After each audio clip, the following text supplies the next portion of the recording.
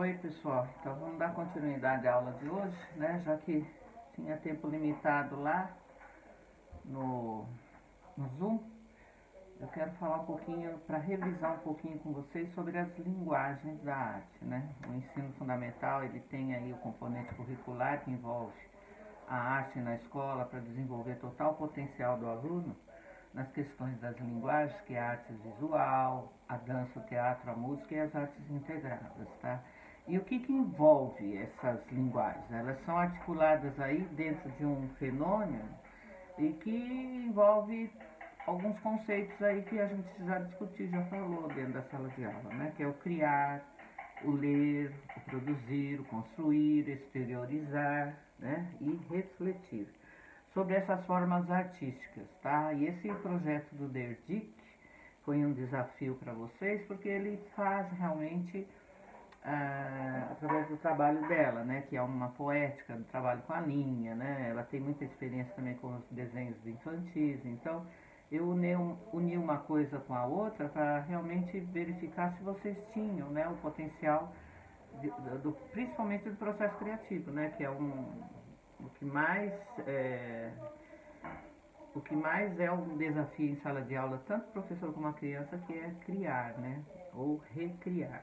Então, na hora do processo criativo envolver a pessoa, né, tem que ter uma sensibilidade, né? Por isso que eu chamo como poética, né? Porque tudo que é poética é tudo bem feitinho, bem aprimorado, com uma intenção, traz né, uma sonorização, uma coisa de bem-estar. Então a sensibilidade, a intuição, o pensamento, tudo isso, né? As emoções, a subjetividade, tudo isso envolve o processo criativo dentro do processo artístico, tá?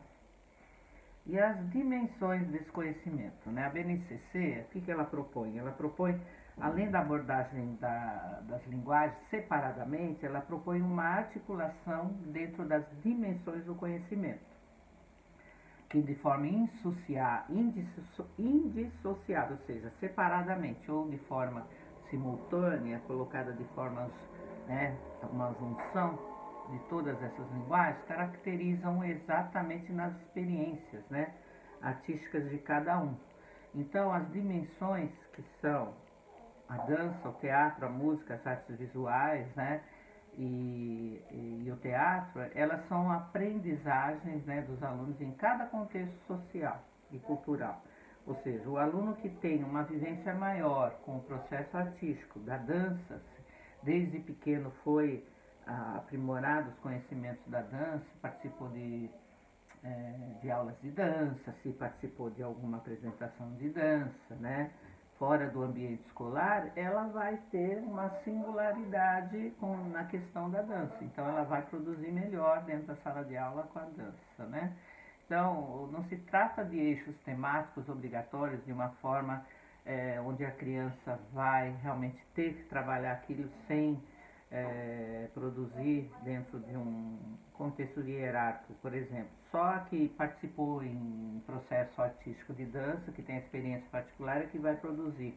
Não, todos têm a mesma possibilidade, tá? O trabalho pedagógico tem que envolver todos esses processos sem nenhuma distinção.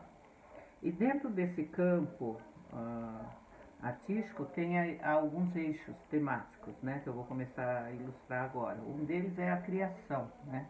O que é a criação? Que foi esse trabalho que vocês tiveram que criar com o Derdic. Refere-se propriamente ao fazer artístico, é o momento em que vocês estão sujeitos a criar, a produzir, a construir, a pôr a mão na massa, né? E trata-se também de uma atitude que vem em cima de uma intenção investigativa que você, através de um pensamento, vai materializar de forma estética, estética coisa bem feita, né? Você pensou nisso e de repente você vai pegar nisso para poder produzir algo, né? Então, o sentimento, as ideias, todo aquele contexto que você tem no seu interior, ele automaticamente vai avançar, né, dentro dessa produção artística. E é lógico que a dimensão do aprender está durante todo esse processo, tá? Quando a gente cria algo, a gente está automaticamente pensando, está administrando o processo cognitivo, ativando essa criatividade, vai fazer com que você se torne um ser criativo pensante. Automaticamente vai fazer você raciocinar melhor. E raciocinar melhor é também raciocinar de maneira mais ampla nas demais disciplinas, né? E não só na aula de artes, tá? O segundo eixo temático aí nós estamos a crítica, né? Que se refere a quê? Às impressões, né? Tudo aquilo que você, dentro da sua compreensão, pode esperar do seu trabalho, né?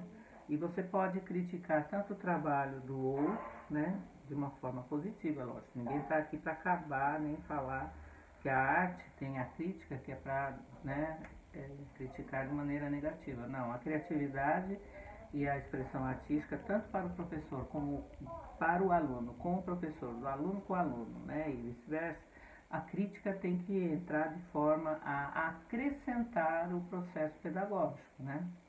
Então, as impressões que você tem, é lógico, você tem que usar da criticidade quando fizer qualquer análise daquilo que você produziu. Se de repente você produziu algo que você não ficou satisfeito, não atingiu os objetivos, é onde entra a crítica. Você tem que criticar, olhar, observar, ver se aquilo realmente está de acordo, refazer o trabalho, tá? E essa tentativa do refazer, eu acho que vale até mais, né?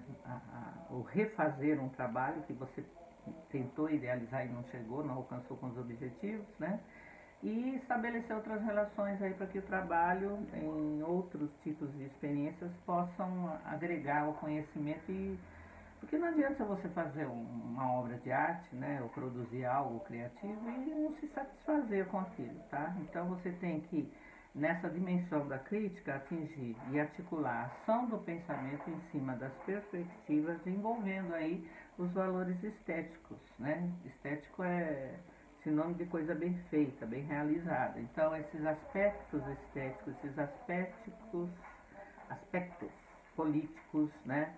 Ou seja, a opinião dos outros, a opinião do que é contestado, né? O aspecto filosófico também, histórico, social, econômico, ou seja, todos os aspectos, principalmente o cultural, ele entra no fator crítica, né? Então, você ao analisar uma obra, você tem que observar, por exemplo, de outro artista.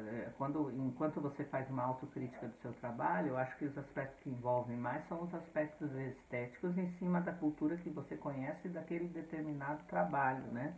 Que você vai fazer, né? Por isso que eu pedi para vocês pesquisarem a Derdick, mandei o material da Derdick para vocês se inspirarem no trabalho dela. E os aspectos sociais, aspectos culturais, filosóficos, históricos lá do trabalho de Derdick serviu como inspiração para o seu trabalho, juntando, é lógico, a sequência aí das garatuchas, que era o desafio, né, do trabalho, enfim. Então nós temos aí os propósitos. Quando você observa uma obra de um artista, você não vai olhar simplesmente o que a obra transmite e falar, essa obra está me transmitindo sentimento de alegria, por exemplo. Né? Você vai ter que observar e ver e ter, isso a gente fez, né? Até trabalhou na arte no primeiro semestre, a releitura de obra de arte. Vamos dar uma retomada também, já fizemos isso, né, com o trabalho da Tarsila do Amaral. Vamos ver se a gente surge com outras oportunidades para trabalhar. E a gente, na crítica, a gente vai observar o trabalho do outro, né? Ou de um artista já de renome, e observar os aspectos políticos, sociais, né? Ver quando aquela obra foi feita, por que ela foi feita assim, que local que está a obra sendo retratada pelo autor, pelo artista em questão, que momento que ele estava da vida dele, né? Quais acontecimentos políticos, sociais e históricos estavam ocorrendo no ano em que foi produzida essa obra de arte. Então, todo esse contexto tem que ser valorizado na hora da crítica, né? Que é o segundo eixo aí. O terceiro eixo nós vamos observar que é exatamente a estesia. Estesia refere-se à experiência sensível, tá? Estesia, ele fala da sensibilidade que nós temos ao ouvir uma obra de arte, a sentir uma obra de arte, a ver uma obra de arte, a produzir e falar sobre essa obra de arte, né? Então a estesia está ligada com a sensibilidade, com os sentidos do ser humano, que se refere ao espaço, o tempo, o som, a ação, as imagens e ao próprio corpo, né? Que são diferentes materiais, né? Que é utilizado na obra de arte. Por exemplo, no teatro é utilizado o corpo, é utilizado também o som, é utilizado o tempo, a ação, para você produzir um texto ou para entrar numa cena, e é utilizado também o espaço, né?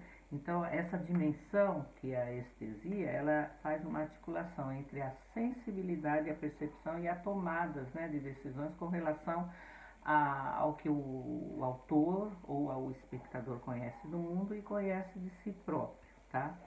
Nele, o corpo, em sua totalidade, né, a percepção, a intuição, a sensibilidade e o intelecto, ele é colocado aí dentro da protagonização da experiência, ou seja, para que eu possa ter a estesia contemplada no meu trabalho, eu preciso vivenciar todos esses materiais e passar por essa experiência, né?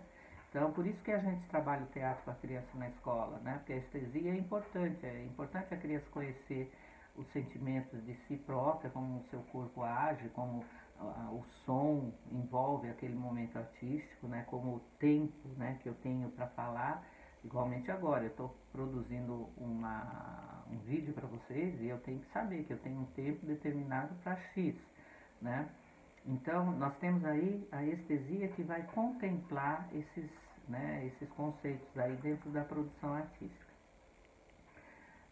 Outro conteúdo importante é a expressão, né, que refere-se exatamente o que? A exteriorização de todo o conteúdo, né, que eu vou observar e manifestar. Então, a expressão ela entra num contexto quando musical, por exemplo, quando eu estou produzindo uma música, quando eu estou administrando um contexto, uma poética, uma poesia, quando eu estou representando através do teatro. Então, a manifestação e a exteriorização desses sentimentos é que vai aparecer na expressão, tanto individual como coletiva, né? Os vocabulários específicos, inclusive, e as suas materialidades entram também na expressão, tá? Nós temos aí outro aspecto importante, também muito importante, que é a fruição. A fruição refere-se ao prazer, né, o estranhamento, a sensibilidade, ao deleite de você estar numa participação e numa prática, né, artística chamada também de cultural, né, a cultura que você está ali representando. Então, a fruição pode ser aquele momento que você está no palco e pode ser, desculpa, não naquele momento que você está no palco como ator, mas aquele momento que você está no palco sendo espectador, né? Que existem peças teatrais interativas, e também naquele momento que você está na plateia, observando, né? E disponibilizando a sua sensibilidade ao assistir uma peça teatral. A fruição também está na característica de você estar numa produção artística também através de uma leitura de um livro, né, de uma obra de arte literária, né, ou no momento que você está num museu de arte observando uma obra de um artista de renome, tá? Então a fruição é o caminho, né, o prazer, o estranhamento ou a abertura da sensibilidade durante a sua participação dentro de uma produção cultural, uma produção artística. Nós temos também a reflexão. A reflexão, ela se coloca na construção de argumentos e ponderações sobre as fruições e as experiências e o processo criativo, artístico e cultural. Praticamente a atitude que você tem de perceber, analisar, interpretar todas as manifestações artísticas e culturais, tá? Então são esses os caminhos que a gente passa aí, né, em cima da produção artística. Então as dimensões do conhecimento artístico vêm em cima da criação, da crítica, da estesia, da expressão e da fruição, tá? Que são os principais pontos aí, e da reflexão. São os principais pontos que vocês têm que considerar e têm que saber quais os segmentos verdadeiros aí dentro da produção artística, tá? Aí nós vamos falar um pouquinho agora de todas os principais conteúdos dentro de cada linguagem, tá? De cada linguagem artística a ser produzida em sala de aula. As artes visuais, né? Aquilo que a gente já falou, que são contextos de expressão visual, aquilo que a gente chama como elemento de comunicação, né? Essas manifestações elas podem ser plurais, transformações materiais, materiais tecnológicos também, tudo que a gente vê, visualiza, ela está dentro do contexto da arte visual, tá? Então, os alunos dentro da sala de aula, eles deverão explorar essas múltiplas culturas, né, que nós temos aí dentro do elemento visual, dialogar com todos esses conhecimentos, né, e saber diferenciar as possibilidades, tanto do recurso de materiais que a gente usa no elemento visual, por exemplo, para fazer uma escultura, ou nos elementos, a tinta, por exemplo, que a gente usa para fazer uma pintura, né, e se apropriar dessa cultura de forma a ampliar as formas de interação de forma artística, né. Então eu tenho uma produção cultural, seja ela concreta ou seja ela abstrata, de forma simbólica, visualmente que eu reconheço essa produção, tá? Dentro da linguagem visual, vocês sabem que nós temos aí a escultura, a pintura, o desenho, a tecnologia através, né, da imagem e dos recursos tecnológicos que a gente tem na mídia, né? Nós temos na linguagem visual também o conceito da arquitetura, a decoração, a fotografia, o designer de moda, e aí vai. Tudo que é manifestação artística que pode ser desenvolvido através do elemento mão, que eu construo algo para visualmente eu verificar e poder colocar dentro desses conceitos as modalidades que nós já falamos anteriormente, tá? Então, o visual é tudo aquilo que a gente reconhece, que a gente produz e que visualmente fica no mundo, né, para ser observado pelo outro ou por nós próprios. A segunda linguagem é a dança, né? Ela consiste em uma produção artística e do trabalho do corpo, né? O movimento dançado, né? E a dança não está na escola também só para ensaios na festa junina, da quadrilha, ou para... A dança está dentro da escola no processo artístico para muito mais, né? Que é transformar o que ocorre, né? E saber e se colocar com a relação do nosso corpo no mundo, no meio, no espaço que a gente vive. Então, os movimentos corporais, tudo que é movimento dançado, tudo que movimento que é trabalhado corporalmente, né, que vai ser introduzido acerca do corpo e da dança, são momentos de prazer, né, de expressão corporal e de problematização, de transformação do aluno para esse contexto, tá? Então, é lógico, quando o aluno trabalha dança na escola, ele vai tendo noção do seu corpo, de como o seu corpo se movimenta, ele observa o corpo do outro e o trabalho do outro na mesma ação, aí ele observa o que ele pode melhorar, como que ele pode por que o movimento dele é diferente do colega.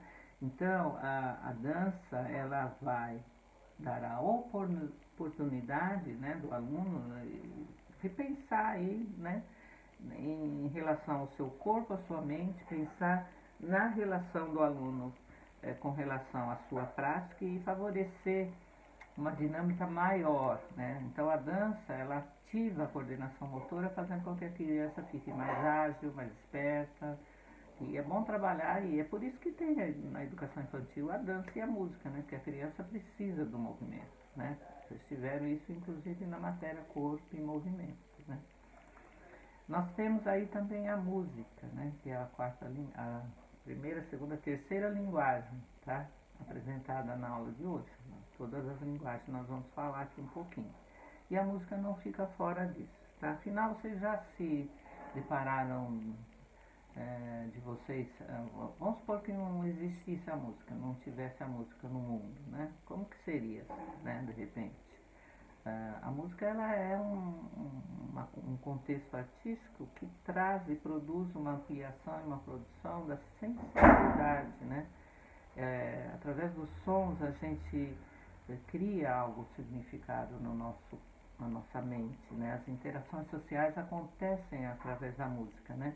A ampliação e a produção, como eu disse, dos conhecimentos musicais, ela vai possibilitar que nós percebamos, experimentamos, né, reproduzimos, manipulamos, né, a criação de materiais sonoros diversos. Então, quando a criança trabalha com a música, quando você de repente faz uma atividade musical com as crianças, principalmente uma boa dica é construir instrumentos musicais com sucata para os alunos, né, e com os alunos, você vai ver que ele vai desenvolver a sensibilidade musical já a partir dali.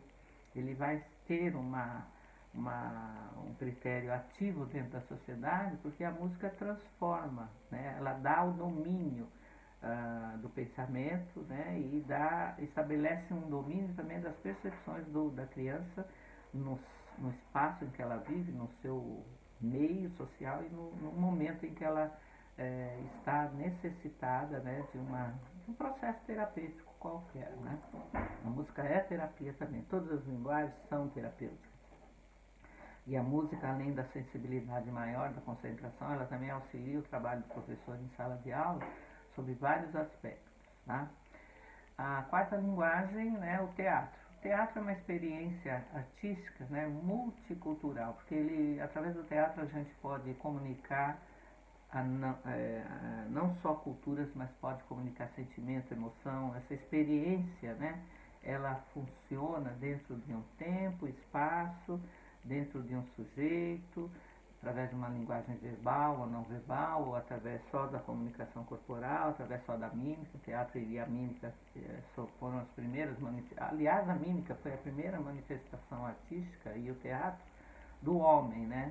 Não foi o desenho, porque depois que ele passou a não reconhecer e não saber mais traduzir a mímica do homem através, né, da expressão corporal, ele não identificou mais, ele partiu para o desenho, né? Então o desenho foi uma segunda manifestação artística produzida pelo homem para a comunicação, né, no lugar da comunicação verbal.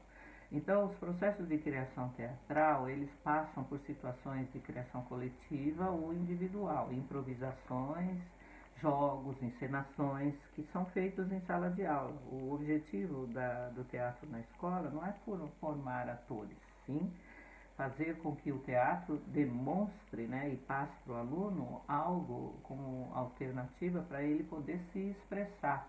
Uma criança, por exemplo, que pequena, não sabe falar dos seus sentimentos, ela não sabe chegar e falar, ela não tem noção de que é errado, por exemplo, os pais estarem brigando por conta de X, Y, né? Se você pede para a criança representar e brincar de casinha, né?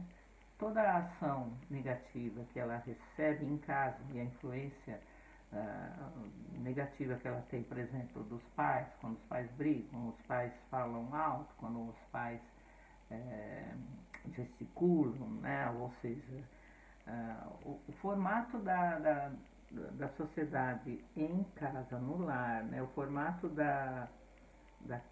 comportamento daquela família em casa, a criança vai representar nesse trabalho teatral que ela vai brincar, né, na escola, vamos dizer assim, com relação à representação que ela vai fazer, porque ela é inocente. Então, se ela representa ela vai representar, né, claro, de forma genuína o que ela vivencia dentro de casa, quando ela brinca de casinha na escola, ela vai representar exatamente como os pais agem, como os pais são, a mesma coisa o inverso.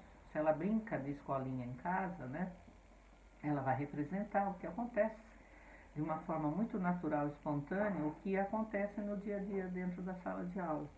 Se ela vai fazer o papel do professor lá em casa, brincando de escolinha lá com a mamãe dela, né, se o professor é um professor que tem uma voz grossa, ou um professor que fala com raiva, um professor que fala macio, ela vai representar exatamente, né, o formato desse professor em casa, tá? Então, por isso que a gente precisa realmente extrair da criança essa produção teatral, porque a criança, ela não sabe o que é certo e o que é errado, o que pode ser transmitido, né, ao outro, ou denunciado ao outro de uma forma através das palavras. A criança, ela vai representar através do desenho também, né? Ela representa os seus seus medos, suas aflições a respeito no desenho também. Assim ela também faz no teatro, tá? E o fazer teatral, o que ele possibilita? A troca de experiências, né, que é muito importante, né?